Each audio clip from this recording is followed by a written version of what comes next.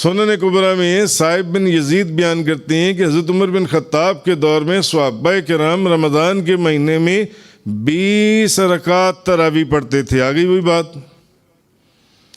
صائب بن یزید کہ حضرت عمر بن خطاب کے دور میں صحابہ کرام رمضان کے مہینے میں 20 رکعت تراویح پڑھتے تھے۔ سنن کبریٰ 20 رکعت نماز تراویح پڑھتے تھے، اور وہ صحابہ کرام جو ہیں 100 آیتیں، 100 سے زائد آیتوں والی صورتیں پڑھتے تھے، اور حضرت عثمان بن عفان کے دور میں شدت قیام کی وجہ سے کھڑے اتنی نماز تراویح زبردست اور طویل پڑھی جاتی تھی کہ وہ اپنی لاٹھیوں سے ٹیک لگاتے تھے نماز تراویح۔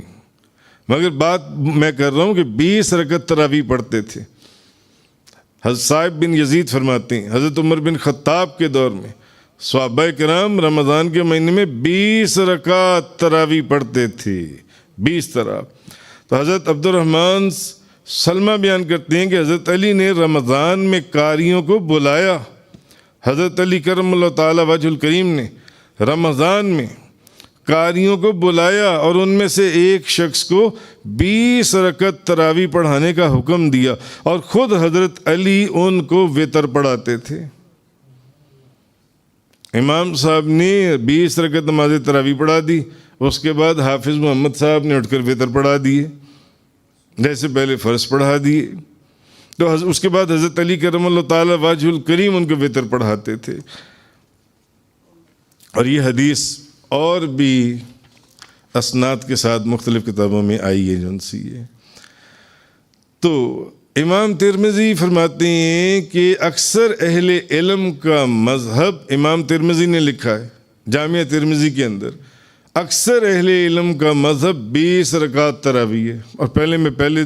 2-3 حوالے پہلے بھی دے چکا ہوں 20 رکعت نماز تراویح کے، کہ امام ترمذی فرماتے ہیں اکثر اہل علم کا مذہب 20 رکعت تراویح ہے، جو حضرت علی، عمر اور نبی کریم صلی اللہ علیہ وسلم کے دیگر اصحاب سے مروی ہے۔ تو یہ چیز مختلف کتابوں کے اندر بیان کی گئی جن سی ہے۔ تو اکثر رد المختار میں اکثر خلفائے راشدین کی ہمیشگی کی وجہ سے، کیونکہ اس پر حضرت عمر فاروق کی خلافت کے دوران یہ ہمیشگی ہوئی، اور سب صحابہ نے ان کے اس عمل کی موافقت کی، ان کے کہنے کے اوپر سب صحابہ نے یہ 20 رکعت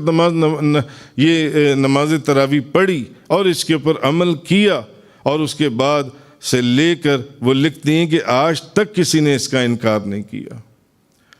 تو اعلیٰ حضرت عظیم البرکت امام احمد رضا خان صاحب رحمۃ اللہ علیہ وہ تارک تراویح کا حکم شرعی بیان کرتے ہیں کہ جو بندہ نماز تراویح کو چھوڑ دے، نماز تراویح کو نہ پڑھے، اس کا حکم کیا ہے؟ تو وہ لکھتی ہیں کہ نبی کریم صلی اللہ علیہ وسلم نے سید عالم صلی اللہ علیہ وسلم 3 شب تراویح میں امامت فرما کر بخوف فرضیت ترک کر دی، آپ نے چھوڑ دی پھر نبی کریم صلی اللہ علیہ وسلم نے۔ تو اس وقت تک تو وہ سنت مؤکدہ نہیں ہوئی تھی، اس وقت تک تو وہ سنت مؤکدہ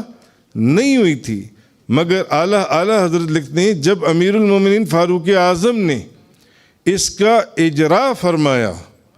اور عام صحابہ کرام اس پر مجتمع ہوئے، اس وقت سے یہ سنت مؤکدہ ہو گئی۔ اب آپ کو اس حدیث کی سمجھ میں آ گئی ہوگی کہ جو نبی کریم صلی اللہ علیہ وسلم نے فرمایا، سنن ابو داؤد شریف والی حدیث، کہ تم پر میری اور خلفائے راشدین کی سنت لازم ہے۔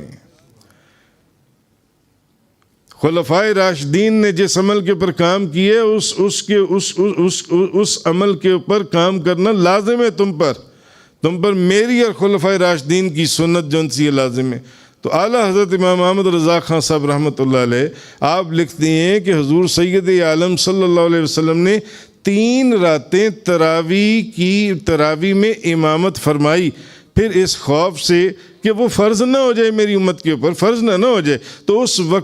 وقت تک تو وہ سنت مؤکدہ نہ ہوئی تھی جب امیر المومنین فاروق اعظم نے اسے اجرا فرمایا اور عام صحابہ کرام اس پر اکٹھے ہو گئے، تمام صحابہ کرام اس نماز کے پر، اس وقت سے وہ سنت مؤکدہ ہوئی،